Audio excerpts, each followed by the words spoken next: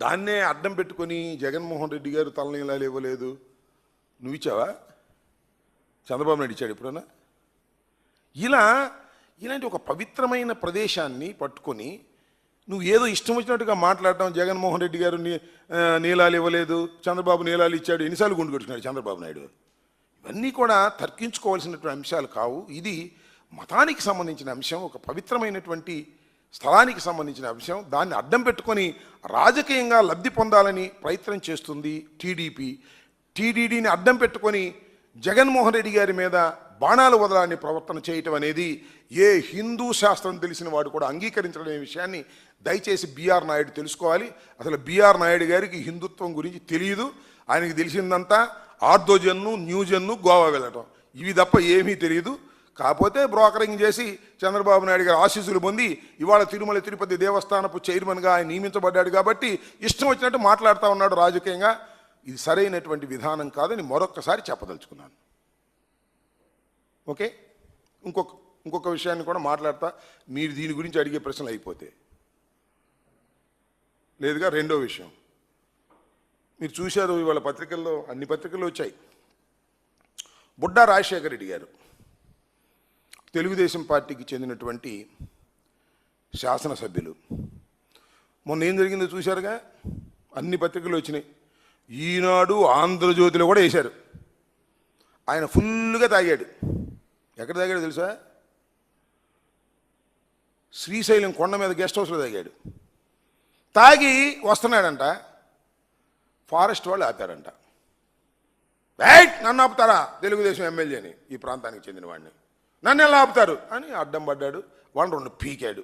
సరే అయిపోయింది అంతటితో కదా, అవలా వాళ్ళ కారులో ఎక్కించుకున్నాడు, జీపులో ఎక్కించుకున్నాడు, కిడ్నాప్ చేశాడు, వాళ్ళ దగ్గర ఉన్న ఆధార్ కార్డులు కూడా లాక్కున్నాడు. కొట్టుకుండా తీసుకెళ్ళేయండి, గెస్ట్ హౌస్ తీసుకెళ్ళారు, అక్కడ కొట్టారు. అడవి దొంగ వీరప్పన ఉన్నాడుగా, మీకు గుర్తుందా? చచ్చిపోయాడు పాపం, కాల్ చేశారు.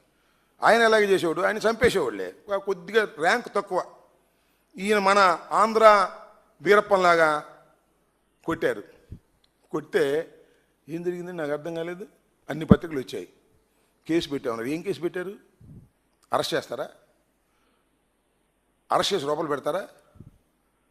దీని మీద చంద్రబాబు నాయుడు గారు చాలా సీరియస్ అయ్యాడు, రాస్తారు ఈనాడులో, ఆంధ్రజ్యోతిలో. చాలా గట్టిగా అరిచారు, రాస్తారు ఆంధ్రజ్యోతిలో, ఈనాడులో.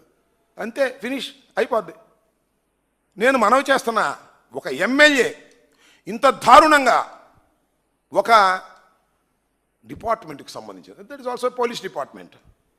ఎందుకు వెళ్ళలేదు రాత్రిపూట? మమ్మల్ని కూడా వెళ్ళలేదు, మంత్రిగా ఉన్నప్పుడు కూడా వెళ్ళలేదు. మేము టైం చూసుకుని వెనక్కి వచ్చేవాళ్ళం. It's a tiger reserve forest. Tiger సంచరిస్తున్నటువంటి సమయంలో రాత్రిపూట అక్కడ ఏ వాహనాలు వెళ్ళకూడదు, జనం సంచరించకూడదు అనే ఉద్దేశంతో మీరు పెడితే వాళ్ళ మీద రివర్స్ అయిపోయాడు. ఇది నా రాజ్యం, మాదిది, మేము వెళ్ళిపోతాం ఎప్పుడైనా అనేటువంటి పద్ధతుల్లో వెళితే వాళ్ళు అడ్డగిస్తే వాళ్ళను కొట్టి హింసించి కిడ్నాప్ చేసినటువంటి బుడ్డా రాజశేఖర రెడ్డి మీద ఏం యాక్షన్ తీసుకున్నారు? కేసు పెట్టారంట. అది కూడా విన్నా, బహుశా బాగోదని రాశారు. డిపార్ట్మెంట్ మొత్తం వ్యతిరేకమైపోయింది. మా ఫారెస్ట్ డిపార్ట్మెంట్ వ్యక్తుల్ని మీరు కొడితే మేము చూస్తూ ఊరుకుంటామా అని పాపం అక్కడ యూనియన్ ఎంప్లాయీస్ అందరూ కూడా తిరగబడితే ఒక కేసు రిజిస్టర్ చేశారు. యాక్షన్ తీసుకుంటారని అడుగుతా ఉన్నా చంద్రబాబు నాయుడు గారిని. యాక్షన్ తీసుకోకపోతే మీరు అనుభవిస్తారని కూడా చెప్తా ఉన్నా. అంతేకాదు, ఎమ్మెల్యే, ఎంతమంది ఎమ్మెల్యేలు ఘోరంగా ప్రవర్తిస్తున్నారండి ఇవాళ. అవినీతి సరే, డబ్బులు మట్టి అమ్ముకుంటున్నారు, ఇసుక అమ్ముకుంటున్నారు, గల్లు అమ్ముకుంటున్నారు. ఇవి కాదు, ఇష్టం వచ్చినట్టుగా మాట్లాడే పరిస్థితులు, కొట్టే పరిస్థితులు, దౌర్జన్యం చేసే పరిస్థితులు. ఇలా ఉంటే మీ ఎమ్మెల్యేలకు చెప్పుకునేటటువంటి పరిస్థితి కూడా లేనటువంటి పరిస్థితి. ఒక సినిమాని అసలు రిలీజే కానీ అన్నాడు ఒక ఎమ్మెల్యే గారు, హంగామా చేశాడు. ఆయన పిలిచి మాట్లాడాడంట చంద్రబాబు నాయుడు గారు. మాట్లాడి బాగా చేసావులే అని చెప్పుకుంటాడు. మందలించాడు, వీళ్ళు రాస్తారు ఆంధ్రజ్యోతి, ఈనాడును. నేను అడుగుతా ఉన్నా, ఈ రాష్ట్రంలో జరుగుతున్నటువంటి ఎమ్మెల్యేల దమనకాండ, ఈ రాష్ట్రంలో జరుగుతున్నటువంటి ఎమ్మెల్యేల దౌర్జన్యకాండకి పుల్ స్టాప్ పెడతారా, పెట్టరా? మీరు పుల్ స్టాప్ పెట్టకపోతే మీకే పెట్టేస్తారు పుల్ స్టాప్, గుర్తుపెట్టుకోండి. ఇలాంటి దుర్మార్గమైనటువంటి కార్యక్రమాలు చేస్తున్నారు, పోలీసులను ఉపయోగించుకుంటున్నారు, మా మీద చేస్తున్నారు, ఎదురైతే పోలీసులను కొడుతున్నారు మీరు. ఇలాంటి ఒక దుర్మార్గమైనటువంటి పాలన ఇవాళ చంద్రబాబు నాయుడు గారు జరుగుతూ ఉంది. దాన్ని ప్రజలు గమనించాలని, బుడ్డా రాజశేఖర్ రెడ్డిని తక్షణమే అరెస్ట్ చేసి జైలుకి పంపాలని మేము కోరుతున్నాం. అది ధర్మమైన విషయం. డిపార్ట్మెంట్ కూడా అప్పుడే మాత్రం యాక్టివ్గా పనిచేస్తుంది. లేకపోతే ఫారెస్ట్ డిపార్ట్మెంట్ కానీ పోలీస్ డిపార్ట్మెంట్ కానీ సక్రమంగా పనిచేయక నిర్వీర్యమైపోయే ప్రమాదం ఉన్నది అనే విషయాన్ని దయచేసి ఈ ప్రభుత్వం గమనించాలి.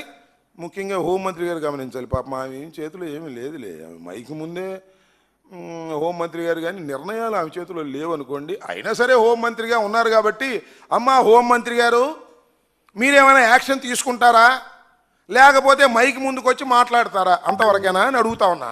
మైక్ ముందుకు వచ్చి నిన్న మాట్లాడారు చూశారుగా, అందరి మీద కేసులు పెట్టిద్దంట. అమరావతి మునిగిందంటే కేసులు పెట్టిద్దంట. అమరావతి మునిగింది, అమరావతి మునిగింది, అమరావతి మునిగింది, అందరూ అమరావతి మునిగింది, అమరావతి మునిగింది అంటున్నారు. ఏమిటి అన్యాయం ఉంటుంది చెప్పండి? అందరూ అమరావతి తేలింది, అమరావతి తేలింది, అమరావతి తేలిందని. మరి మునకపోతే గండి ఎందుకు కొట్టారు హైవేకి?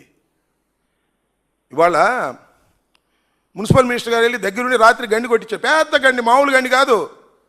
హైవేకి కొత్తగా వేసినటువంటి హైవేకి గండి కొట్టేశారు, పెద్ద గండి. ఎందుకంటే మునిగిన అమరావతి నుండి నీరు బయటకు పంపడానికి కొట్టారా లేదా? మరి అమరావతి మునిగింది, అమరావతి మునిగింది అంటే ఇప్పుడు తేలింది తేలింది తేలింది అని చెప్పాలా? నాకు అర్థం కాలేదు. హోంమంత్రి గారు దీనికైతే రెడీగా ఉంటారు కానీ బుడ్డా రాజశేఖర్ అరెస్ట్ చేయడానికి మాత్రం రెడీగా ఉంటారు. అరెస్ట్ చేస్తే ఆమె ఉద్యోగం పోయే పరిస్థితుంది. అక్కడ దాకా ఎందుకు? సరే హోంమంత్రి గారిని వదిలేద్దాం. మన ఫారెస్ట్ మంత్రి గారు ఉన్నాడుగా, ఉన్నాడా? హైదరాబాద్లో ఉన్నాడా? ఇక్కడ ఉన్నాడా? హైదరాబాద్లో ఉన్నాడా?